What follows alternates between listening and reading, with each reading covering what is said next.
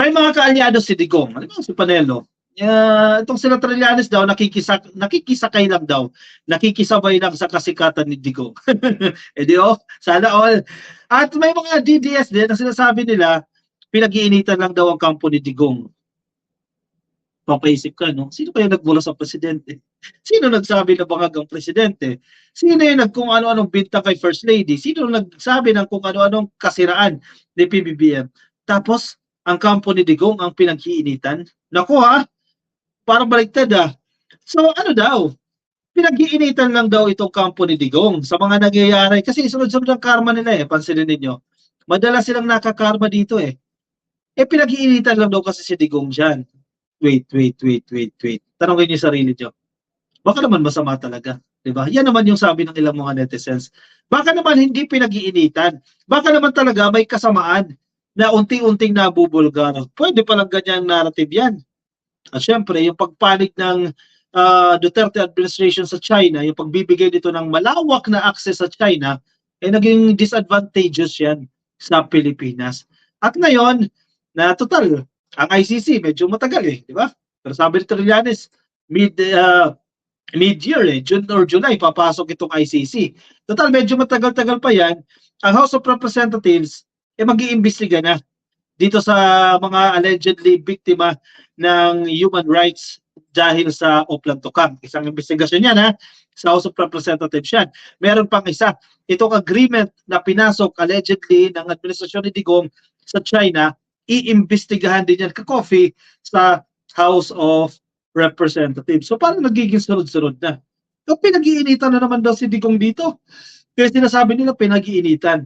Actually, yung ilang mambabatas na eh. Magalang pa nga sa kanya eh. Nire-respeto pa nga siya eh. Di ba? Hindi nga siya iimbitahan sa pagdinig na yan eh. Siyempre, out of courtesy na lang din yan. Di ba? Pero kung ako tatanungin, maski kayo ka-coffee, kung kayong tatanungin, gusto nyo na nandiyan si Digong sa investigasyon na yan sa Kongreso at sa investigasyon na yan, if ever ang Senado, they conduct investigation on this matter, dapat invited din si Digong dyan. Pero syempre, out of courtesy, sige, wag muna natin isama si Digong. Okay, sige, naiintindihan natin yan. Pero hindi lahat papayag. Ito si Castro, halimbawa, Rodi Duterte should be invited to House probe on China deal, sabi ni Castro. Itong perception na ito ni Castro ay perception din po ng maraming mga netizens. Ganyan din ang kanilang sinisigaw. Since main character dito si Digong na to sa allegedly agreement na yan with China, may dapat nandiyan siya. Siya nga ang iniimbestigahan dyan eh. Tapos nawala. Ang problema daw kasi, kapag imbitahan yan, baka gayahin lang din daw si Kibuloy. Mag-i-issue ng warrant of arrest, magtatago na eh. Dalawa na sila ni Kibuloy na magtatago dyan. House Deputy Minority Leader and ACT Teachers Party List Representative Franz Castro lauded the decision of the House of Representatives to investigate the reported gentleman's agreement between former President Rodrigo Duterte and China. Actually, ngayon na nagkakaganyan yan eh. Kasi panahon ni Digong, imbestigahan mo ba naman si Digong that time? Lahat yan, followers niya. Diba? At syempre, takot din siya ng kalaban eh. Diba? Kapag initan din siya eh. No, syempre siya may imbestigahan. Ngayon, iimbestigahan siya. Yung kaso na yan, iimbestigahan na yan. Alam mo ka-coffee, hindi mo pwedeng baliwalain itong mga investigation na to in aid of legislation. Kasi minsan yan din ang pinag-uugatan ng filing ng cases sa totoong korte. Diba? Tulad ng nangyayari dyan sa Senado. Kaya na Senyor Aguila, kung hindi inimbestigahan niya sa Senado, hindi pa nakakulong ngayon yan. Itong si Kibuloy, kung hindi tinutukan yan, hindi nabulgar itong kalukuhan ni Kibuloy sa Senado. Diba kung wala pang warrant of arrest ang korte ng Davao at ang isa pang korte dito sa Pasig, no? Kung hindi inimbestigahan niya sa Senado. Kaya hindi dapat ina-underestimate itong mga investigation na ito in aid of legislation.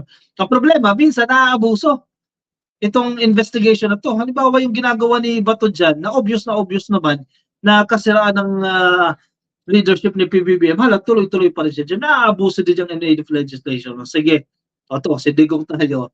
Tingnan natin kung anong masabi ni Bato dyan sa investigasyon na yan. Sana maliban din sa mga opisyal ng Malacanang dati tulad ni Harry Roque, ay ipatawag din mismo si Duterte dahil siya mismo ang may alam sa kanilang usapan ni Xi Jinping. Ito si Roque, palaban niya si Roque. Siyempre pupunta yan sa investigasyon na yan. Siyempre publicity niya rin yan eh. Lalo tatakbo siya, di ba? Kakandidato siya sa 2025. Siyempre magbibida-bida na naman siya dyan. Baka mag-control pa nga siya dyan sa investigasyon ng HOR. Nandiyan yan, papasok yan. Pero ang punto ni Castro dyan, wag lang si Harimau. Isama na rin ang kanyang boss, si Digong. Imbitahan na rin siya, malay mo, umattend. O di ba? Baka sakali lang, baka umattend siya dyan. Pero I doubt na attend kasi tinawag na nga ni Digong yan the most trusted government institution itong House of Representatives. So definitely, hindi na siya pupunta dyan. If ever na i-push talaga yan, magtatago yan, hindi yan pupunta. Parang Kibuloy version 2.0 ang labas niyan. The lawmaker expressed belief that the alleged secret deal sparked and elevated incursions of China into the territorial waters and exclusive economic zone of the Philippines. Exactly. Kasi yumabang ang China Kasi ito, si Digong, binigyan kami ng access. Kasi sabi ng administrasyon ng Pilipinas, ng gobyerno that time, ni Digong, pwede namin gawin yan ituloy lang namin yan status quo, etc. etc. Ang lawak ng access. Yun ang sinasabi na ipinagbili ang Pilipinas. Hindi literal na binigyan mo ng pera, ang Pilipinas kapalit ng mga teritoryo natin. Pero binigyan mo ng access ang mga Chinese sa Pilipinas. Too much access. I believe that China is also going to use this secret deal to justify their new policy of arresting non-Chinese in the areas they are claiming that are well within our exclusive economic zone. Iyon pa yung nakakatawa Yung mga trespassers daw, yung magte-trespass doon sa exclusive economic zone ng Pilipinas, aarestuhin daw ng China. Nakakatawa kayo dyan. Ano yun?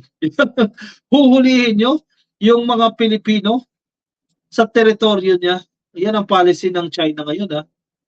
Dapat mapanagot ang mga sangkot sa pagsukong ito ng soberanya ng Pilipinas at dapat ding mapanagot sa internasyonal na batas ang patuloy na panghihimasok at paninira ng China, sabi ni Castro.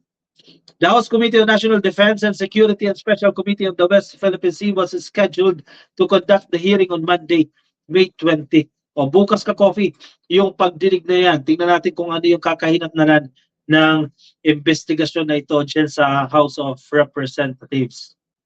Sana nandiyan si Digong para mas maganda ang investigasyon dyan. Ipasok yan si Digong dyan sa pagdinig na yan dyan sa House of Representatives. Si Harry Roque, hindi ko alam kung nandiyan siya bukas. Wala tayong idea kung ano yung lineup nila dyan. Kung sino yung mga sasalang dyan. At least nga gugulong na yung investigasyon na yan. Ay, kay Kain Kain ba ito? Super sticker. Thank you, Kain. Hindi ko alam kung paano tama ba ang basa ko dito. Happy viewing po sa inyo. Feeling ni Harry Bao mananalo siya, sabi ni Sandra Valdez. Feeling niya. Kaya nag-iikot yan ka-coffee. Yung mga prayer rally nila, hindi naman talaga para ano yan Hindi naman talaga parang magdasal yan Mga panya yan ang ginagawa nila. Sige, good luck sa inyo. Kasi alam niya na wala siyang chance manalo sa pagkasenador. Ngayon ang kwento niya na lower house, mababang kapulungan ka-coffee. Ang a-applyan niya. Party list yan, malamang takbong party list yan. Naramdaman niya na siguro, teka, mukhang walang chance ako sa pagkasenador Kasi tingnan mo ng 2022 suportado na siya ni PBBM, suportado na siya ni Inday Sara Duterte. Hindi pa rin siya nakapasok na Magic 12. Ibig sabihin, ayaw sa ng tao. May mga nabudol, ako isa doon, napasama doon sa 11 million votes niya. O biruin mo may suporta ka na ng Marcos, may suporta ka na ng Duterte, hindi ka pa rin nakalusot. Lalo na ngayon, o imagine mo 2025 elections. Wala na ang suporta ni Marcos. O makalusot pa kaya siya dyan? O naramdaman niya na. Wala siyang pag-asa. Kaya ngayon, party list. Lilipat sa party list. O yan, tama. Sa Senado, wala kang chance dyan. Kazuni pala from Japan. Ayan, thank you Kazuni. Thank you sa iyong pakulay dyan dito po sa YouTube. Of course, now din kay Ma'am Yolanda Flojo. Thank you po na sa Facebook. Nakikinig sa atin kay Jane Garcia. Thank you rin po sa inyo. Jane Florento. Pareho tayong ka-coffee na budol ni Harimau. In fact, kinampanya ko pa nga yan ka-coffee, Na-interview ko pa yan 2 beses. Pinuntahan ko pa yan para ma-interview. Pero daming gusto. Ay, nako.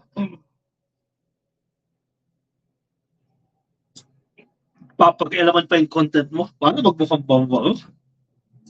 GAGO talaga si Digonggong. Niloko ang Pinoy, sabi ni Ma'am Jocelyn Herrera.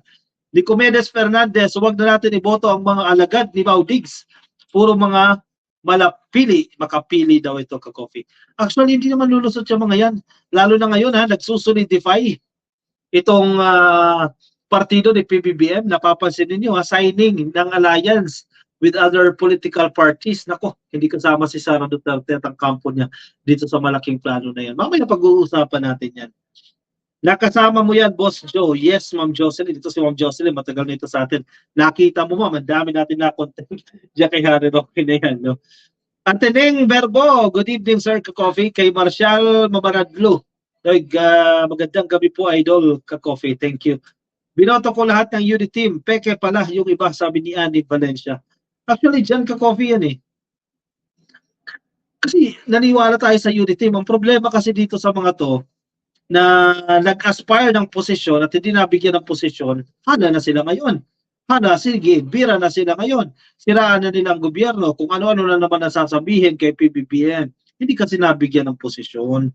Yan ang problema sa mga yan eh. Kasi gusto nila makakontrol si PBBM. Yun pala, kaya pala gusto nilang mahawakan si PBBM para hindi lumabas yung mga baho nila. Kaya ngayon, naglalabasan na eh. Hindi nyo kasi makakontrol. O kaya ngayon, sige, under the influence daw si PBBM ng ipinagbabawal na gamot. Kaya ganyan yung kanyang mga desisyon. Hello! No to si Butanding. Oy, nagmamana fake news yan, sabi ni Ateneng Verbo. Exactly. Larry Tamayo, shoutout po sir, watching from Hawaii. Happy viewing po sa inyo. Susan Rosas, nakikinig sa Facebook kay Ma'am Olive Lopez. Ay ma'am, thank you. Ngayon lang kita nabasa, ma'am. Wilberto Lial, yan, nakikinig din sa Saudi Arabia. Shoutout po sa inyo, nasa Facebook din, nakikinig po sa atin. Kay Delna Ormatam Villar at kay Pablo Salvador, shoutout po sa inyong lahat. Ka-copy ko na sa Facebook po kayo, di pa kayo nakapalo sa ating Facebook page, pasuyo na lang ha, click lang po ng follow. Yan nasa taas, click nyo lang po yung follow. Kung nasa YouTube po kayo, click nyo lang po ang subscribe. Nasa baba, libre po yan. At attendance check tayo, i-like nyo lang po yung video na yan sa mga hindi pa po nakakapag-attendance. Sige, move mo tayo. Sa ating next topic, kuha na po kayo ng inyong kape, ka-coffee.